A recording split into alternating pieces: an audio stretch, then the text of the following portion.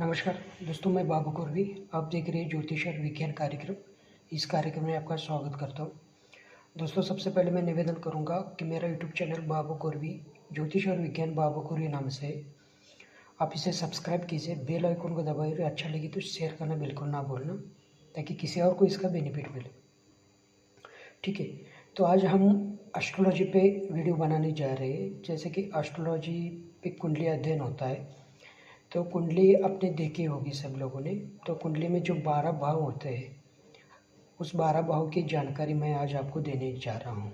क्योंकि प्रारंभ से जानकारी दी जाए तो कोई भी सब्जेक्ट अच्छी तरह से ध्यान में आता है। ठीक है, तो आज हम बात करेंगे कुंडली के जो 12 खाने होते हैं, जो 12 भाव होते हैं, उसके बारे में। अगर आपके पास आपकी कुंडली है तो खोल के देख लेना, ताकि आपको अच्छा समझ में आ जाएगा। ठीक है, तो आज हम बात करते हैं कुंडली की। कुंडली में जो 12 भाव होते हैं, 12 खाने होते हैं, वो 12 खानों के अलग अलग प्रेजेंटेशंस होती है। उसमें एक नंबर लिखा होता है, कोई भी एक नंबर, 12 में से एक नंबर कोई भी लिखा होता है। ये 12 भाव ही क्यों? तो 12 भाव इसलिए होते हैं कि हमारी 12 राशियाँ होते हैं, और 12 भाव, हर एक राशि हर भाव में बैठते हैं, और उसका रिजल्ट उसी तरह से आपको देखने को मिलता है। तो वो बात में हम उसके बारे में चर्चा करेंगे।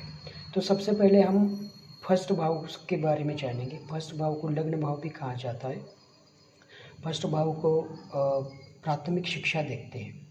जिसकी भी कुंडली है उसका व्यक्तिमत्व फर्स्ट भाव से देखा जाता है। अगर जेंट्स की कुंडली है तो जेंट्स के व्यक्तिमत्व के बारे में देखा जाता है, और लेडीज़ की कुंडली है तो लेडीज़ के व्यक्तिमत्व के बारे में वहाँ देखा जाता है।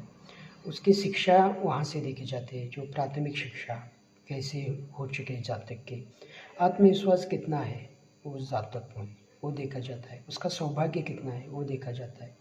और एस्ट्रोलॉजी के बारे में अगर देखा जाए तो सिर का कारक भी फर्स्ट भाव से ही देखा जाता है।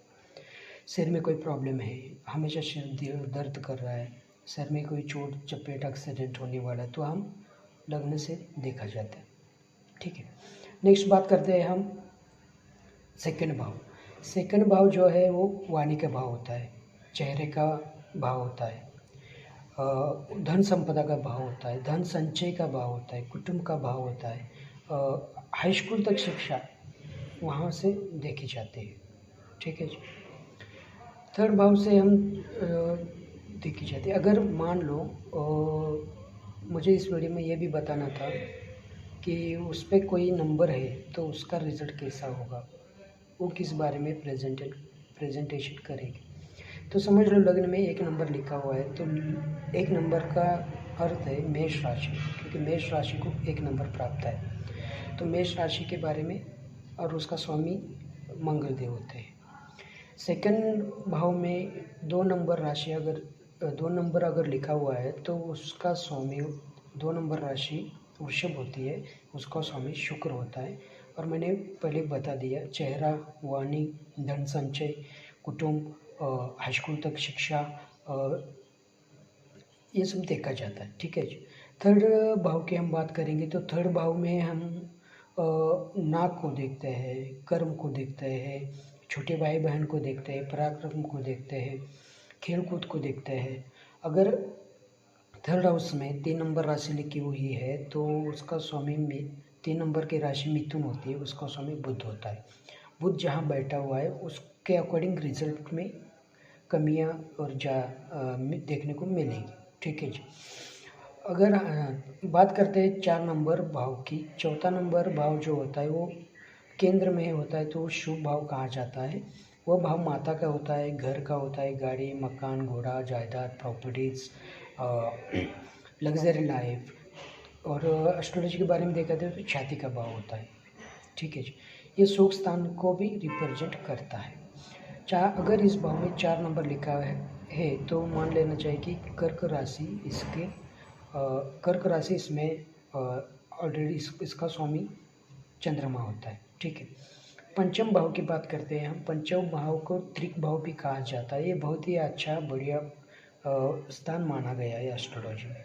इस भाव में हम बुद्धि देखते हैं उस जातक की कितने, और जातक की उच्च शिक्षा इस भाव में देखते हैं, लव अफेयर इस भाव में देखते हैं, संतान के बारे में इसी भाव में देखा जाता है।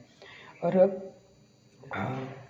एजुकेशन भी मैंने बता दिया। अगर इस भाव में 5 नंबर लिखा है तो सिंह राशि इस भाव की कारक होती है। सिंह राशि का स्वामी होता है सूर्यदेव, ठीक है जी। अगले अगर ये मेडिकल एस्ट्रोलॉजी जाना जाए तो ये हार्ट का कारक भी ये भाव होता है, ठीक है।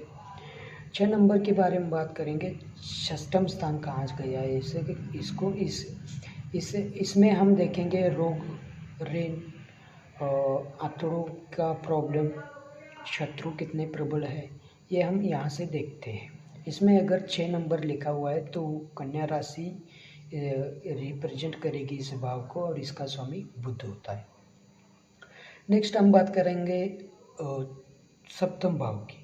सप्तम भाव जो होता है वो अपने पार्टनर का होता है। फर्स्ट भाव हमारा खुद का होता है, और जो सप्तम भाव है वो हमारे लाइफ पार्टनर का होता है या हमारी पत्नी का भाव होता है। यहाँ से हम सेक्स लाइफ देखते हैं, मूत्राशय देखते हैं, पार्टनरशिप में व्यवसाय अगर करते हैं कोई तो वहाँ से वो भी देखा जाता है, ठीक है। सेक्स एक्चुअली इस भाव में हम शादीशुदा ज़िंदगी कैसी बीत रही है किसी की भी, उसके बारे में ये देखते हैं। पत्नी कैसी है, अगर लेडीज़ की कुंडली है तो पति कैसा है, और जेंट्स की कुंडली है तो पत्नी कैसी है, यहाँ से देखा जाता है। अष्टम भाव की बात करेंगे तो अष्टम भाव मृत्यु का स्थान माना गया है, ये संघर्ष का स्थान माना गया है। यहाँ बीमारी देखी जाती है, दीर्घकालीन बीमारी यहाँ पे देखी जाती है।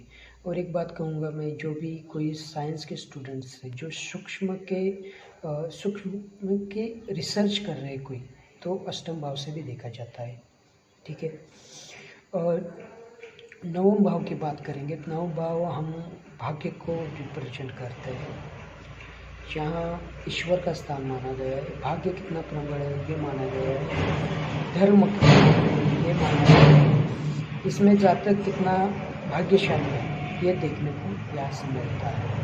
ये रिप्रेजेंट हमारे जानवरों को रिप्रेजेंट करता है। इसमें अगर 9 नंबर लिखा हुआ है तो धनु राशि बनती है, इसका स्वामी गुरु बनता है, ठीक है। नेक्स्ट भाव की बात करेंगे तो यहाँ पे कर्म भाव, दसम भाव। दसम भाव जो कर्म भाव कहाँ गया है वो पिता का भाव है। चतुर्थ भाव माता का होता है और दसम भाव पिता का होता है। यहाँ पे यश, कीर्ति देखा जाता है, प्रसिद्धि देखा जाती है, पैरों के जोड़े के प्रॉब्लम्स यहाँ पे देखा जाते हैं। व्यवसाय वो बिजनेस कर रहा है, नौकरी कर रहा है, शासन, गवर्नमेंट जॉब, कर्म यहाँ से देखा जाता है, ठीक है। अगर इसमें 10 नंबर लिखा हुआ है किसी की कुंडली में तो ये केंद्र का भी स्थान है, तो इससे इसका स्वामी तो मकर राशि बनती है, इसका स्वामी शनि बनता है। बात करते हैं एकादश भाव की। एकादश भाव जो लाभ का भाव कहाँ गया है, इच्छा पूर्ति का भाव कहाँ गया है, पैरों का भाव, पैरों को रिप्रेजेंट करते हैं। और यहाँ पे धन कैसे आते हैं आपके पास, ये यहाँ पे देखने को मिलता है। यहाँ से हम यहाँ अगर 11 नंबर लिखा हुआ है तो ये कुंभ राशि को रिप्रेजेंट करती है और कुंभ राशि का स्वामी शनि बनते हैं। बात करते हैं हम द्वादश भाव की। द्वादश भाव जो विदेश का कारक माना गया है, जेल का कारक माना गया है, खर्चों का कारक माना गया है। हॉस्पिटल खर्चा, आपके पैसों का खर्च कितना हो रहा है, जेल में आप है कोई तो वहाँ से ये भी इस भाव से इसको हम प्रेजेंटेशन कर सकते हैं। विदेश अगर किसी को जाना है तो इस भाव देखकर ही हम पता चलता है कि वो जाएगा कि नहीं जाएगा। तो कुल मिला के मैंने आपको 12 भाव की जानकारी दे दी, 12 राशियों की जानकारी दे दी, उनके स्वामी की जानकारी दे दी है।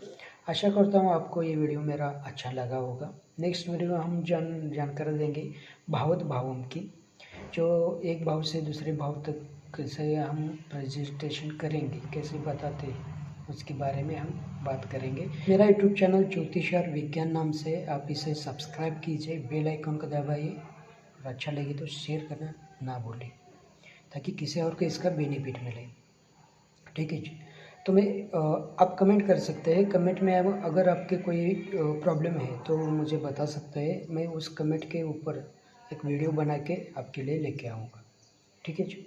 Thank you.